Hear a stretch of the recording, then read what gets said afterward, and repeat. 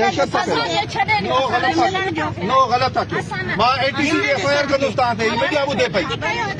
media ॿुधे पई ATC की एफआईआर कंदुसि तव्हां वेठा रहो तव्हां त मां कहिं रोड ते ॻाल्हायां छा तव्हांखे मां चवां थो रोड ख़ाली करियो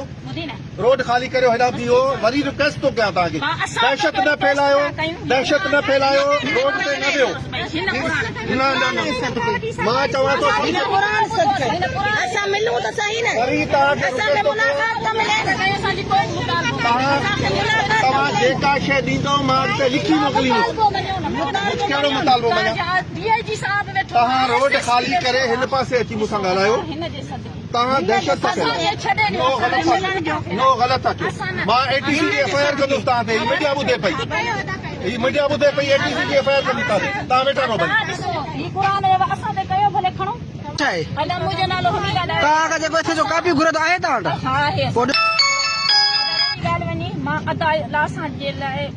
इज़त आहे असांजो त भाई मोसना ए सेक्शन असांजो थानो हद जो असां ए सेक्शन हद में आहियूं ठीकु आहे उन खां पोइ असांजो मुतालबो इहो आहे 6 बजे ताईं असांखे रोड ते भले असांखे गिरफ़्तार करे वञनि असांखे को बि उन खां एतिराज़ न जॾहिं असांजा मर्द गिरफ़्तार आहिनि असां सां नाइंसाफ़ियूं नाजाइज़ियूं आहिनि कोर्टनि खे जवाबु न आहे उहे खणी मां साहब खे पेश तव्हां हिते ई रहो 2 मिंटनि में छोकिरो मुंहिंजो घर लोकल बोर्ड में खणी थो अचे सर सीपी दाख़िल थियल आहे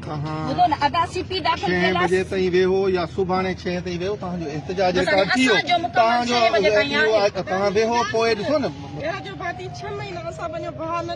हिननि शयुनि जी बि इज़त न आहे न भेण ॾिसनि पिया हे वीचारा लिखनि था केरु न कहिड़ो नथो लिखे इदारो सभु जेको जंहिंजे वस में आहे ओतिरो लिखे थो सदर पाण लॻा पिया आहिनि वज़ीर आज़म पाण लॻा पिया आहिनि बस वारा लॻा पिया नवाज़ शाह में अचनि था उहे छो नथा पंहिंजे माण्हुनि जो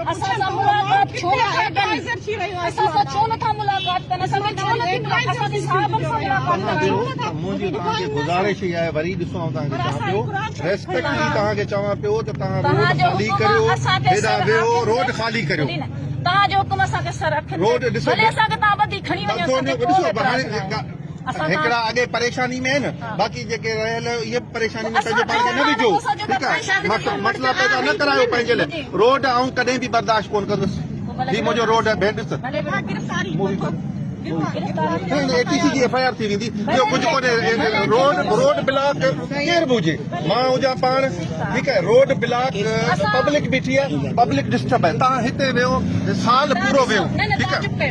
भला हिते तव्हांजे 6 बजे वेहण सां मसइलो हल थी वेंदो भला नहीं थे पर असांजी जेकी राय पूरी मुंहिंजी ॻाल्हि ॿुधो तव्हां 3 कलाकनि मां डिस्टर्ब ऐं परेशान